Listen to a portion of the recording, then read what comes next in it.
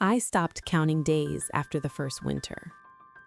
Not because I had given up, but because time was the easiest thing for him to steal. When you count every minute, they stretch into a kind of refined torture. When you ignore them, they simply evaporate into the dry Arizona heat. The place wasn't a movie cliché. No damp basements, no heavy chains. It was worse in a quieter, more domestic way.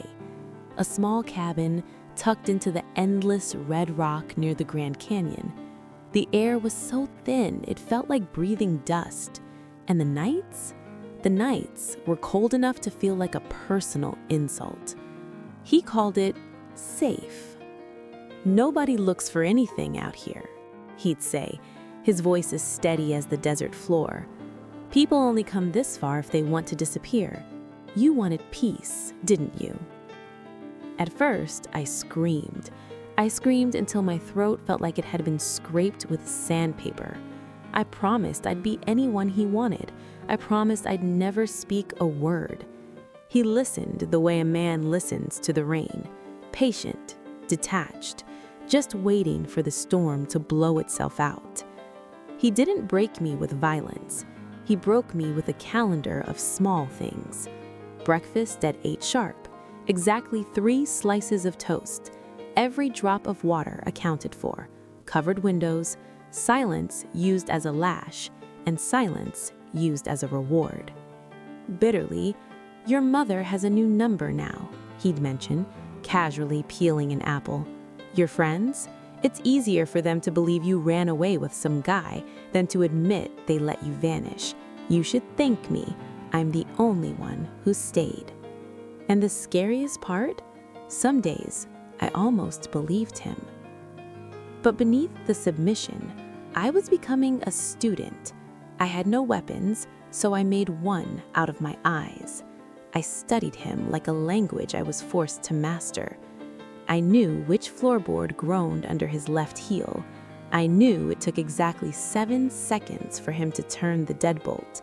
I watched the tiny, nervous tick in his hand. He thought I was shrinking. He didn't realize I was just becoming invisible. Then, one Tuesday, the pattern broke. He came in clutching a grocery bag and an old radio.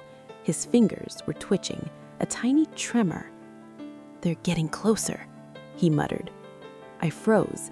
My heart hammered against my ribs. "Who?" I asked. My voice was a thin wire. He stopped. For a split second, I saw it. Real, raw panic in his eyes. He realized he'd accidentally handed me a gift, the knowledge that the world hadn't forgotten me. Slowly, he smiled, that caring smile, the one that makes my stomach turn. "It doesn't matter," he said. "No one will find us." But I heard the crack in his voice. That night, I lay awake listening to him breathe in the next room, and for the first time in 3 years, I didn't feel like the prey. I felt like the hunter. The next morning, I was a masterpiece of normal. After 3 years, normal isn't a feeling, it's a performance. I knew exactly how to breathe so my chest barely moved, how to keep my eyes glazed, looking through him instead of at him. He watched me over his coffee. He always watched me, not like a man guarding a prisoner, but like a man watching a door he didn't quite trust to stay closed. "You're quiet," he said. "I'm tired," I replied. My voice sounded flat, even to my own ears. He nodded, a small, satisfied smirk touching his lips, as if my exhaustion was a tribute to his power, as if being tired was proof that I finally belonged to the canyon. Then he did something strange. He left the radio on, just a low hum of static and a weather report. Storm activity expected in the northern canyon region. He cursed and snapped it off, but it was too late. Something inside me lit up. A storm. A storm meant helicopters couldn't fly. It meant the tourists stayed in their hotels. It meant chaos. And chaos is where men like him make mistakes. That day, he was a different kind of nervous. He cased. He scanned the horizon like an animal sensing a predator. He didn't trust the desert anymore. And while he was distracted, I committed my first crime in 3 years. I didn't steal a knife. I didn't steal a key. I stole a pencil. A stubby yellow pencil from his desk. I slid it into my sleeve, the wood feeling like a hot coal against my skin. That night, under the kitchen table, I didn't draw tally marks. I drew a map. Lines, angles, directions. I needed to remember what it felt like to have a plan. I needed to remind myself that I was still a person who could make a choice. Then the storm hit. The wind screamed against the cabin walls, smelling of dust and unfallen rain. He pulled out a phone, an old, heavy thing. I hid in the shadows of the hallway and listened. "No," he hissed into the receiver. "Because I can't. Because it's not safe." Her. Not my name. Not the girl. Just her. Like I was a crate of ammunition, a package, a problem to be solved. I pressed my nails into my palms until I felt the skin break. When he came back, his face was a mask of cold stone. "We might have visitors soon," he said, his eyes measuring me like a coffin maker. "What kind of visitors?" I asked. He smiled. "The kind you don't want to meet." 2 a.m., the sound of an engine grinding against the rocks. Headlights swept across the walls like searchlights.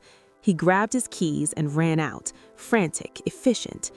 In his haste, he did something he had never done. He didn't lock my door. I stepped into the hallway, my bare feet cold against the wood. Through the window, I saw them. 2 men, dust masks hiding their faces. And then, a sound. A faint electronic beep beep. My stomach flipped. He wasn't just a loner. He wasn't just a ghost. He was part of something bigger, something organized. I moved to the glass, hidden by the dark. The taller man turned. His eyes locked onto mine. He didn't jump. He didn't look surprised. He raised his hand. A greeting. A recognition. Then he turned to the others, his voice carrying through the wind like a death sentence. "She's still here." My first instinct was to run. My second saved my life, because running into the desert at night, barefoot and blind in a storm, that wasn't an escape. That was a suicide note. I did what I'd spent 3 years perfecting. I waited for the exact second they weren't looking. Outside, the heavy-set man laughed, a wet, jagged sound that cut through the wind. Then the sound of metal, a trunk opening. Their hands were busy, their eyes were down. "Go." I didn't head for the front door. I slipped into the utility room behind the kitchen. It smelled of oil and old dust. My hands found the shelves by memory. I reached behind a box of cables and pulled it out. A hiking backpack. He had it ready for his own escape, but I was the one who took it. I grabbed the essentials: water, a flashlight, energy bars. But then I saw the most important thing: a roll of duct tape and a black marker. I smiled. For the first time in 3 years, I wasn't just a victim. I was a problem. I ripped off a strip of tape. In shaky black letters, I wrote, "Help." I slapped it under the windowsill. Then another, "Cabin." Another, 3 years. I was leaving a trail of breadcrumbs for anyone with the courage to follow. Suddenly, his voice boomed from the hallway. "You stay here," he told the others. His footsteps, those rhythmic, heavy footsteps I'd memorized. He was heading for my room. I had seconds. I slung the pack over my shoulder and hit the back door. The cold air hit me like a physical blow. The desert was chaos, lightning illuminating the canyon's edge like the teeth of a monster. I stayed low, moving through the shadows, my bare feet screaming as the rocks tore into my skin. Sound of a door slamming open in the distance. "Where is she?" His scream echoed off the canyon walls, not fear, rage. "She's gone!" Flashlights sliced through the dust like searchlights. "Stop!" he roared. I didn't stop. I ran toward the only place he feared, the edge. He'd always told me to stay away, that one wrong step and you disappear forever. He didn't say it to save me. He said it because he couldn't control the abyss. I slid down a narrow path, skinning my palms, tasting blood. Lightning flashed again, a giant's camera bulb, and for 1 second, I saw a second vehicle, a dark SUV, hidden, and a figure standing next to it, watching. A radio crackled in the distance. Police? A search team? Or more of his friends? I couldn't risk it. I slapped more tape onto a flat rock. "He has more people. Call FBI." Suddenly, a gunshot cracked. A warning shot. The canyon swallowed the sound. They weren't afraid to kill. They were afraid to be seen. I kept moving, my lungs burning, until I found it. The crack, a narrow slit in the rocks I'd seen once while gathering wood. I squeezed in, the stone scraping my shoulders, tearing my clothes. Behind me, he screamed my name, my real name. It felt like filth on his tongue. I crawled through to the other side and saw it. The road, a real paved road. Headlights. I waved my arms like a madwoman. A truck screeched to a halt. The window rolled down, and a woman stared at me, her eyes wide with pure horror. "Oh my God," she whispered. I couldn't speak. I could only point at the darkness. Her face shifted from shock to instant fierce understanding. "Get in, now." As we sped away, I looked back. The storm was swallowing the cabin, but I could still see his flashlight, a tiny, angry spark, searching the dark. "I called 911, she said, her knuckles white on the steering wheel. I leaned my head against the cool glass, finally feeling the weight of 3 years crashing down on me. "You have to tell them." My voice was a ghost of itself. "Tell them what, honey?" I stared into the headlights, watching the road lead me back to a world I thought I'd lost. "Tell them he isn't alone, and he knows how to disappear." The first time I saw the flashing lights, I started crying. Not the dramatic kind you see in movies. No sobbing, no gasping for air. Just silent, heavy tears that kept coming, like a dam had finally cracked after 3 years of holding back a flood. My body had simply run out of the strength required to be numb. Marissa, the woman who had pulled me from the edge of the world, stopped the truck. She stepped out with her hands raised, her own frame shaking in the cold morning air. A police cruiser skidded to a halt first, then another, then the ambulance, its siren winding down into a low, mournful hum. They approached us with a strange, hesitant caution, as if I were a ghost that might vanish if they moved too fast. "Ma'am," an officer said, his voice a gentle anchor in the chaos, "can you tell me your name?" I opened my mouth and, for a terrifying second, nothing. My throat felt like it was filled with dry canyon dust. 3 years of forced silence had turned my own voice into something fragile, something I'd forgotten how to use. I swallowed, forcing the air to move. "I'm Emily." Saying it out loud felt surreal. It was like I was reaching back through a dark tunnel and touching a character from a book I used to read a long time ago. The officer's eyes softened instantly. "Emily," he repeated, grounding me in the world. "You're safe now." Safe. The word felt heavy, almost absurd. I wanted to laugh because I knew something they didn't.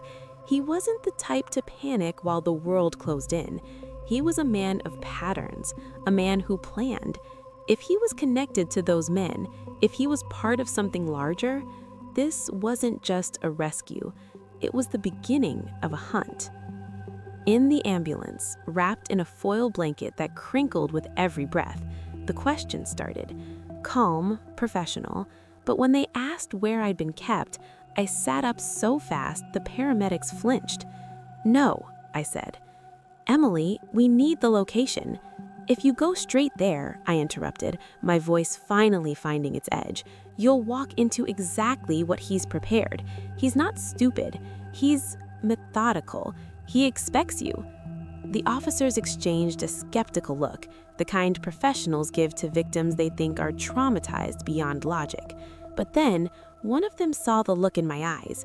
He saw that I wasn't just scared, I was studying them. "Okay," he said, leaning in. "Tell me everything." I closed my eyes and the cabin materialized. I could smell the stale pine and the metallic scent of the dry air. I could hear the rhythmic click of the deadbolt. He always parked the car facing out, even when he had no plans to leave. He lived his life in a state of permanent departure. He kept caches hidden, emergency food, backpacks, surgical kits. He didn't just hide from the world. He prepared the day it would find him. My voice grew steadier. Fear is a weight, but purpose? Purpose is a weapon. "He has a dark SUV," I added, hidden far from the cabin, near the ravine, and someone was in it, watching the storm, watching him. The room went cold. This wasn't a missing persons case anymore. It was an organized cell. The officer stepped out, his voice sharp and urgent into his radio. Outside, through the glass, I saw Marissa. She stood with her arms crossed, staring into the desert as if expecting a monster to emerge from the rocks. I didn't blame her. I expected him too. "Take me to a small station, not a hospital," they said. It was for my protection. They gave me water and clean clothes, but I didn't sleep. I couldn't, not with his voice looping in my head. "You think you can leave." The next morning, the suits arrived. Federal agents. Agent Keller was the older one, with eyes that looked like they'd seen every dark corner of the country. The younger one, Ramirez, was sharp, watching the exits. "Emily," Keller said, sitting across from me, "I'm glad you're alive. We found your messages, the tape." My heart stuttered. "You found them?" "They led us right to the perimeter." Then his voice dropped, turning grave. "But you need to understand, he's been doing this a lot longer than 3 years. "There are others?" I whispered. The silence that followed was the most sickening answer I'd ever heard. "He's been moving between isolated sectors for a decade," Ramirez added. "You are the first living witness we've ever had, the only one who knows his mind." Keller looked me dead in the eye. "We're not going to ask you to relive it all right now, but you have something we don't. You know how he thinks." "Then use me," I said, no hesitation. Maps were spread across the table, satellite feeds, thermal scans, jagged lines of dried riverbeds. The world looked like a giant, heartless maze. "The cabin's empty," Ramirez said, tapping a coordinate. "He's gone." "Of course he is. He doesn't stay where he's been seen. He won't go far, though. He used to talk about quiet places, canyons within canyons, where sound just dies." I pointed to a cluster of shadows on the map, a road that looked like a scratch in the dirt. "He'll be there, but he won't just wait to be caught. He hates chaos. He needs control like oxygen, and since I took that control away from him, he'll want to reclaim it." The room went silent. "He'll come for me," I said softly, "because I humiliated him, because I'm a loose end, and he doesn't leave ends loose."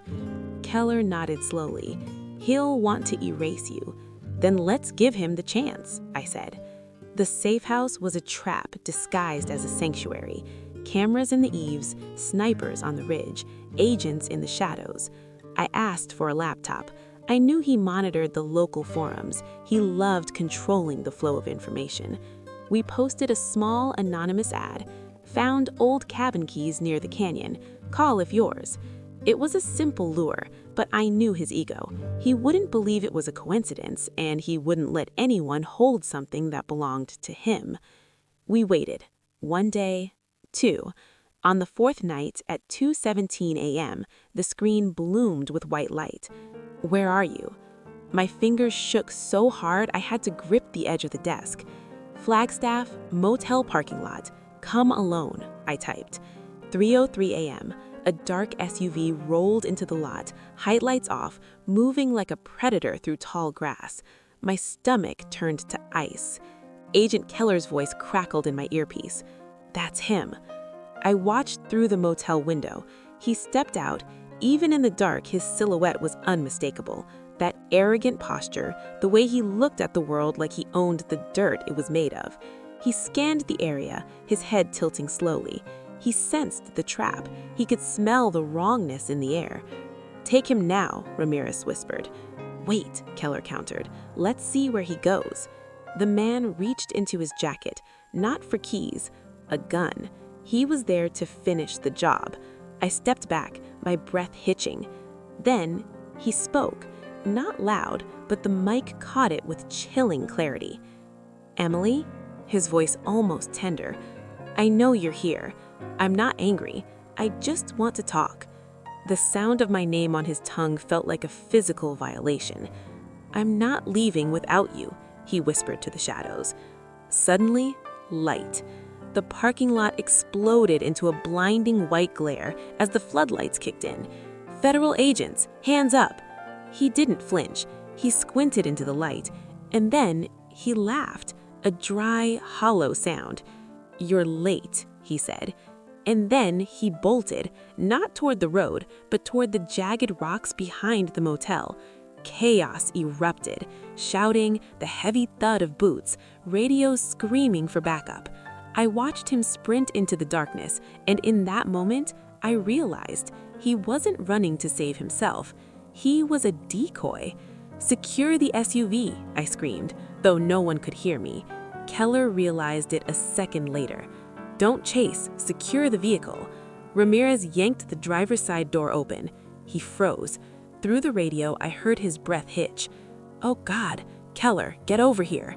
They found the hidden compartment in the trunk. It wasn't just documents, it was a ledger, maps of other cabins, photographs of faces I didn't recognize, but whose eyes looked exactly like mine used to be. Keller looked back at the darkness where the man had vanished. His face was made of granite. Lock down the perimeter, he doesn't leave this valley alive. The hunt lasted until sunrise.